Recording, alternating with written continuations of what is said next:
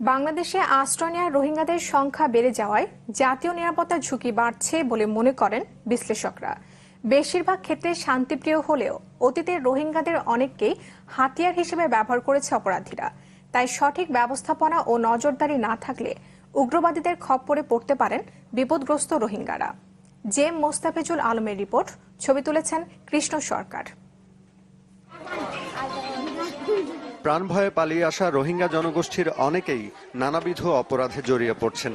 মানব পাচার, মাদক পাচার, এমনকি সন্ত্রাসী কর্মকাণ্ডেও তাদের সংশ্লিষ্টতার অভিযোগ উঠেছে। দেশের দক্ষিণ পূর্বাঞ্চলে আগে থেকেই আশ্রয় নেওয়া কয়েক লাখ রোহিঙ্গার সাথে সম্প্রতি যুক্ত হয়েছে আরও প্রায় 1 লাখ। অতীতের অভিজ্ঞতা, বর্তমান পরিস্থিতি এবং রোহিঙ্গাদের অসহায় অবস্থা বিশ্লেষণ করে বিশেষজ্ঞরা আশঙ্কা করছেন তারা হয়ে উঠতে পারেন উগ্র জঙ্গিবাদের হাতিয়ার। বাংলাদেশের জন্য বাংলাদেশে অবস্থান করছে যেসব রোহিঙ্গারা, তারা আগেও কিছুটা থ্রেট ছিল, বর্তমানেও কিছুটা আছে, ভবিষ্যতে থাকবে।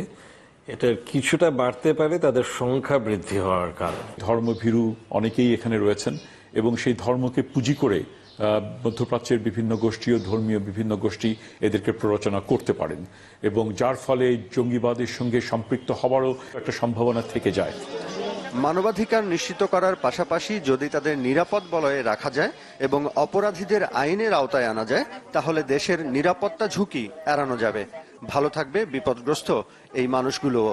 যে তাদেরকে জড়িত করা হচ্ছে বিভিন্ন স্বার্থান্বেষী মহল, বাংলাদেশের মহল, এবং বিশেষ করে যারা অর্গানাইজড ক্রাইমের সাথে জড়িত, তারা এই কাজগুলো করছে। গুরুত্বপূর্ণ রাজনৈতিক ব্যক্তিত্ব এবং আইনশৃঙ্খলা বাহিনীর একটি অংশ এই অপকর্মগুলোর সঙ্গে যুক্ত, এবং তাদেরকে যদি জবাবদিহিতার মধ্যে আনা না হয়, কেবলমাত্র রোহিঙ্গাদেরকেই যদি দায়ী করা হয়, তাহলে সেটা ঠিক হবে না। আইনশৃঙ্খলা বাহিনীও বলছে ঝুঁকি আছে। সুযোগ সন্ধানীরা যাতে রোহিঙ্গাদের বিপথে নিতে না পারে সে লক্ষ্যে কাজও করছেন তারা। আমাদের প্রশাসনের পক্ষ থেকে ভালো একটা প্রস্তাবনা দেওয়া হয়েছে, ক্যাম্পগুলোর চারপাশ থেকে দেওয়াল তুলে তার উপরে কাঁটাতারের বেষ্টিত দেওয়া, যাতে ফ্রি চলাচলের যে একটা ব্যবস্থা, এটা যেন না থাকে। ভিতরে আমাদের কমিউনিটিগুলোকে এমনভাবে তৈরি করা হয়েছে যাতে কোনো ধরনের এরকম জঙ্গিবাদ বা কোনো ধরনের কোনো কিছু হলে যেন এটা অবশ্যই অ্যাডমিনিস্ট্রেশনের কানে আসে।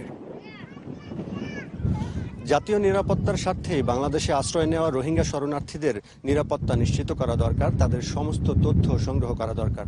পাশাপাশি তাদের বেঁচে থাকার জন্য ন্যূনতম মৌলিক চাহিদা পূরণ করতে হবে, কেননা ক্ষুধার্ত মানুষকে দিয়ে ষড়যন্ত্রকারীরা যে কোনো অপরাধ ঘটাতে পারে।